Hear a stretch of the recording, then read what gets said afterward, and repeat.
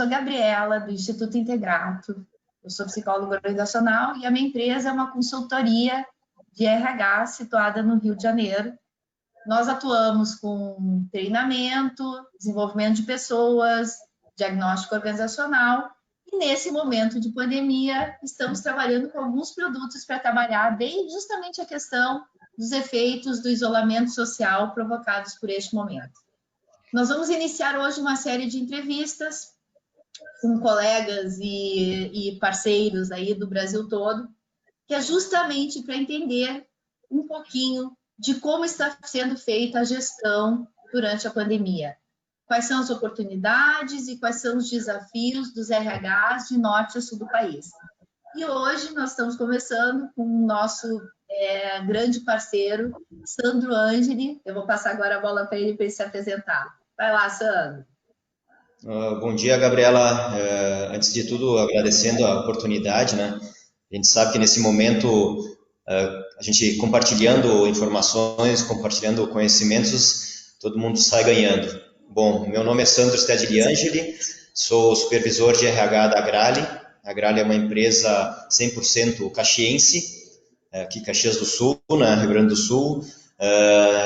Então, nós estamos operando atualmente com a produção de chassis para ônibus, tratores, motores, caminhões e utilitários marruá. Nós estamos atualmente com aproximadamente 850 colaboradores profissionais e é um desafio, cada dia um desafio para atender o mercado, um desafio para atender as regras, mas estamos aí para auxiliá-los de todas as formas. Exatamente, Sandro, essa é a ideia é que a gente possa compartilhar e dividir as experiências que nós estamos vivenciando e que nos trazem a esse tal desse novo normal, né? Esse novo normal que a gente precisa trabalhar muito, identificar neles quais são as oportunidades e quais são os maiores desafios. Então, começando por aí, Sandro, me conta um pouquinho como é que está o processo Agrale. Como foi o processo de isolamento dentro da empresa? E quais foram as primeiras providências tomadas aí pelo grupo? Bom, digamos que lá em março, quando começou praticamente o início da pandemia aqui no Brasil, já alguns decretos do governo, estaduais e municipais já foram inseridos. Então, naquela época, perante as medidas que o governo começou a soltar, a gente começou a se adaptar. Inicialmente, a gente fez todo um trabalho de banco de horas para limitar o número de pessoas vindo à empresa. Na sequência, flexibilização também, atendendo as regras de ter no distanciamento, ter uns 50% de pessoas dentro do nosso efetivo, né, que aqui em Caxias nós temos 3 unidades, então a gente trabalha percentualmente, né, para cada unidade fabril.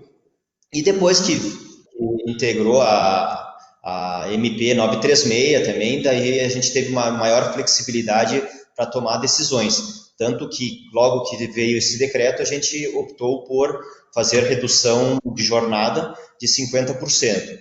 Isso auxiliou, sem dúvida, né, ao distanciamento, né, entre os profissionais, a gente controlar também o fluxo de pessoas entrando e saindo, fluxo de pessoas externas, né, visitantes, fornecedores e tal, praticamente foram eliminadas na sequência, e vários outros fatores que são os básicos, né, que todo mundo, desde a época inicial, acabou providenciando, né, da higienização, uso de máscara, a parte de turnos diferenciados, principalmente na hora da refeição, entre outros, né.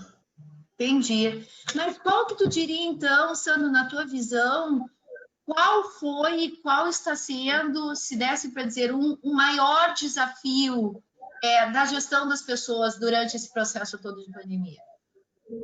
Olha, eu acredito que além de conscientizar os nossos profissionais que o que a gente está fazendo aqui dentro deve ser levado portão para fora, é um dos principais desafios.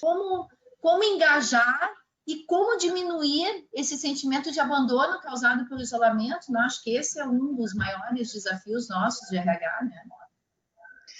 Nós temos até uma estrutura aqui dentro do próprio RH e em parceria com parceiros externos, principalmente no plano de saúde, na parte de psicologia, que a gente tenta fazer uma leitura, né? A gente tem uma leitura global do nosso público, mas também a gente já tem uma leitura individual de pessoas que possam ter maiores problemas, que na época já tinham, de alguma forma, alguma doença, algum estresse, alguma coisa psicológica, que agora ficou mais evidente. Então, dentro dessa linha, a gente busca chamá-lo para conversar, para ver como é que está a situação, porque certamente, né, como ele vive mais tempo aqui dentro da empresa, o que acontece aqui pode influenciar no convívio familiar e vice-versa. Então, se eles não estão mentalmente bem adaptados e bem ciente da realidade, pode ocasionar até um problema muito sério, uma depressão, alguma coisa desse gênero, que daí influencia não só a si próprio, como a família, e até, de repente, o colega do próprio setor da empresa, né? Bom, que bom saber, então, que esse olhar, esse cuidado está sendo feito por vocês, né? Justamente é uma responsabilidade nossa hoje, né? De ter esse cuidado. Porque a gente sabe muito bem, e os estudos vêm aí comprovando, que serão muitos os ganhos, né? Desse processo, a gente tem que tirar algum aprendizado disso, e um deles é a questão do home office, mas os estudos estão comprovando exatamente o que tu disse, que tem pessoas que têm uma predisposição, enfim, por questões interiores e questões emocionais, não conseguirão se adaptar, por exemplo, a uma situação de home office. Isso é algo que já tem sido falado aí no mundo como um todo, que não são todas as pessoas que têm um perfil que vão se adaptar a essa situação. Então, o RH tem que estar atento a isso, tem que dar todo o suporte em relação a isso. Gostaria que tu falasse um pouquinho, então, da questão da comunicação, Sandro. Como é que está fluindo aí dentro da empresa? Como é que estão os canais de comunicação? Bom, a gente tem, em termos de comunicação, eu acredito que é um dos pontos fortes nossos, porque a gente tem também uma pessoa específica aqui dentro do RH, que faz o endomarketing, né? Então, desde o início da pandemia, baseado sempre, claro, nos decretos, nas ações governamentais e dentro também da realidade da empresa, a gente começou a fazer informações dentro do nosso jornal de parede, que seria o antigo mural, né? Nós utilizamos as plataformas também, principalmente do WhatsApp, que é bem efetivo aqui, em grupos de gestores, gerentes, diretoria, supervisão, para agilizar as informações, e eles depois também disseminam as informações entre as equipes. A gente sempre tentou ser muito claro, né, e ser bem transparente, porque tem muito fake news ali, e volta e meia o pessoal vem até nós dizendo, mas eu ouvi que o governo falou isso, eu ouvi que o fulano falou aquilo, mas às vezes as informações não batem com a realidade. Então a gente tem que ser bem coerente, bem assim efetivo para só transmitir o que é real, certo? Pode ser bem objetivo, mas que seja claro e que o pessoal saia daqui pelo menos consciente, bom, a empresa está cuidando da nossa realidade, está cuidando de nós. A parte até de home office, né, que foi comentado, a gente praticamente não estabeleceu essa norma, porque eu ainda vejo que, assim, nem todos culturalmente ainda estão preparados para trabalhar em home office. Ou porque não tem a estrutura adequada, não tem um local adequado dentro da sua residência, não tem, de repente, o equipamento, a internet que flua bem. Daqui a pouco tu tem lá o marido, tu tem o filho, a filha, a esposa, tu trabalhando em casa, daqui a pouco tu não tem aquela privacidade,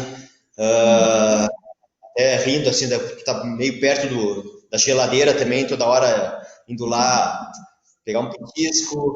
Então, são várias coisas São várias coisas ainda que eu vejo que tem que melhorar, principalmente na parte de cultura.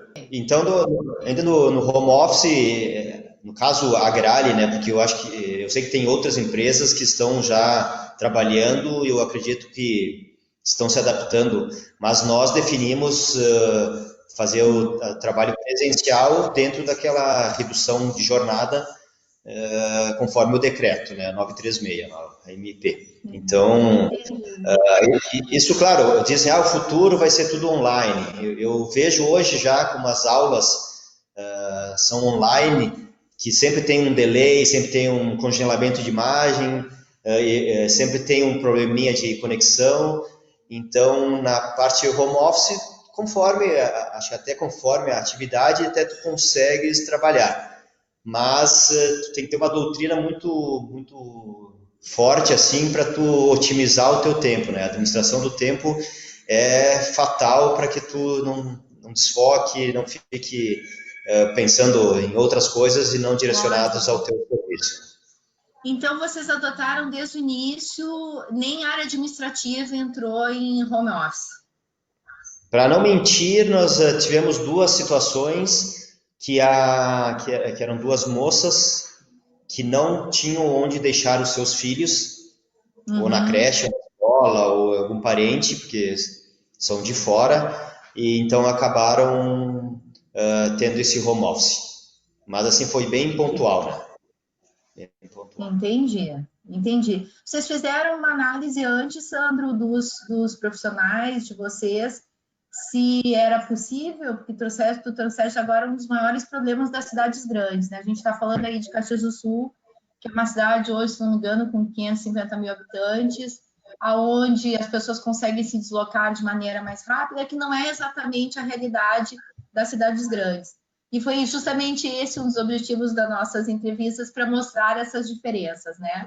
Vocês fizeram uma análise antes do grupo, então, para ver, por exemplo, se as pessoas tinham, como tu falou, com quem ficarem seus parentes, e tu colocasse um pouco a coisa do regionalismo, né? Porque numa cidade grande isso inviabiliza, né? As pessoas não têm essa estrutura. Nós fizemos uma análise, claro, com a ajuda da gestão, né? Cada gestor analisou dentro da sua equipe, né, os casos atípicos e a gente fez uma análise, né? O que também a gente referenciou, né? No caso, um casal, de repente tem um marido que trabalha aqui na Agrale e a esposa trabalha em outra empresa. Para não sobrecarregar nem A e B, então, de repente, se tem um filho, não tem a creche, não tem onde deixar com os avós, então, de repente, faz assim, um dia fica o marido, outro dia fica a esposa. Então, se intercala. Não sobrecarrega, só deixa a esposa, daí a esposa vai ter problema lá com a empresa dela e vice-versa. Então, era uma análise que a gente fez de comprometer, né, o cônjuge também a participar dessa, vamos dizer, dessa perda nesse momento. Né? E algumas situações que não tinham mesmo como fazer essa jogada, daí a gente liberou a pessoa para fazer home office também, conforme até com redução de jornada. Trabalha um dia home office, no outro dia folga, trabalha outro dia, e só, vamos dizer assim, até no RH eu tive uma situação também bem pontual que toda vez ele mandava um relatório do que ele tinha feito. Para dizer, bom, ele trabalhou em cima do que estava proposto, né? Mas foi, assim, bem pontual e não teve uma relevância, assim, percentualmente, né? Vocês devem ter feito um trabalho grande com os gestores da empresa também, né? Em termos de alinhamento de informações, para que todos pudessem passar para a empresa confiança por esse processo todo, que vocês estão atentos a isso tudo, eu imagino, né, Sandra?